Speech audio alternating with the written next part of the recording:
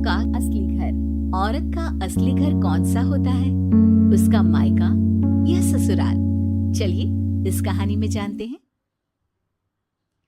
मानसी को घर सजाने का बहुत शौक था। एक दिन मानसी अपने पिताजी से कहती है, पापा, कल आते वक्त सड़क के किनारे लगे रंगीन गमले लेते आना। छत में छोटा सा गार्डन बनाऊंगी। अरे 2 महीने बाद तेरी शादी है, ससुराल जाकर ही सजाना, वही तेरा असली घर होगा। और फिर मानसी की शादी नारंग से हो जाती है। नारंग का घर होता तो है बहुत बड़ा, लेकिन पुराने तरीके का।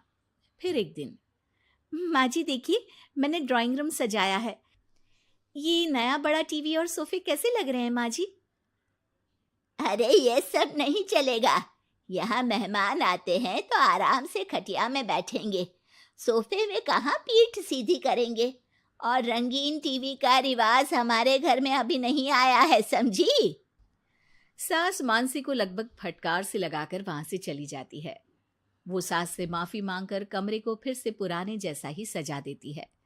एक दिन किचन में मानसी सब्जी बना रही होती है कि तभी उसका पति वहां आ जाता है।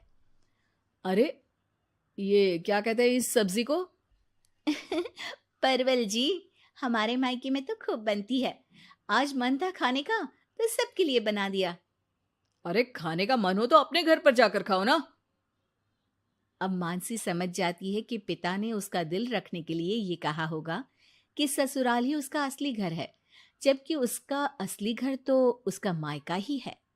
मानसी अपना सामान पैक करके मायके जाती है। जहां वो अपना सामान अपने कमरे में रख ही रही होती है कि मानसी, ये सामान यहाँ मत रखो, ये तुम्हारी भाभी का कमरा है। तुम एक काम करो, कुछ दिन के लिए सामान मेरे कमरे में रख लो। कुछ दिन के लिए मतलब? अगर मुझे हमेशा रहना पड़ा तो माँ? अरे शुभ शुभ बोलो बेटी, हमेशा क्यों मायके में रहेगी?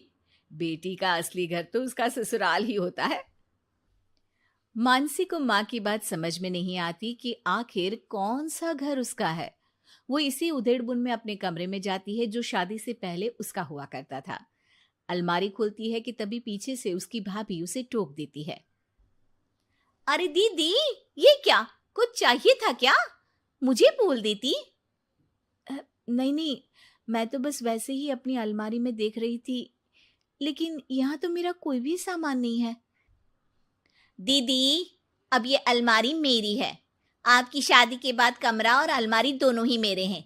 अगर आपको यहाँ आना है मेरे कमरे में या अलमारी से कुछ चाहिए तो आप मेरी इजाजत ले लीजिएगा। मानसी को भाभी की बात बहुत बुरी लगती है। वो सीधे माँ के पास जाती है। माँ, वो तो मेरा कमरा था। हाँ बेटा था, लेकिन अब तो तेरी अलमारी तेरे ससुराल में है ना। हाँ, लेकिन वहां तो मैं अपने अनुसार कुछ भी नहीं कर सकती। हर बात पर सास से पूछना पड़ता है। उनके कहे अनुसार ही घर पर रहना पड़ता है। और अब यहाँ भी तुमसे और माँ से पूछना पड़ता है। तो फिर मेरा घर कौन सा है माँ?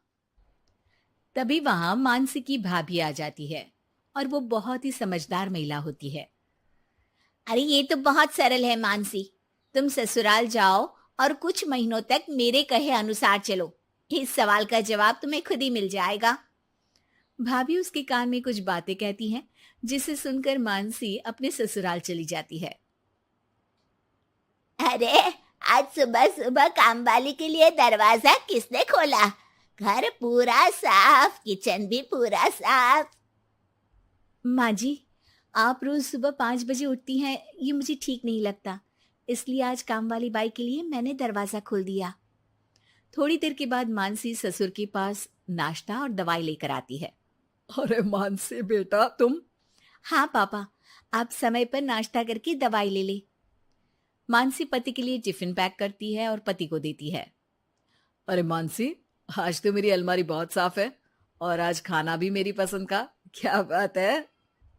धीरे धीरे मानसी ससुराल वालों में सबका ख्याल रखती है, सबका ध्यान रखती है। एक दिन, ये क्या है मानसी? अब माफ करिएगा मम्मी जी, आपके मना करने पर भी मैं एलईडी टीवी ले आई। काम करने के बाद जब मैं फ्री होती हूँ ना, तो टीवी देखने का बहुत मन करता है। ब्लैक एंड व्हाइट टीवी में मुझे समझ में नहीं आता, इसलिए अपने कमरे के लिए कलर टीवी मंगवाया था। अरे बेटा, तेरा घर है, अपने कमरे में क्यों? ड्राइंग रूम में ही टीवी लगवा दे, हम भी देखेंगे। मानसी सास की बात सुनकर खुश हो जाती है। अरे मानसी, याद है एक सब्जी खाने का तुम्हें बहुत मन था, तो वो सब्जी बनाओ ना, हम सब लोग भी वही खाएंगे।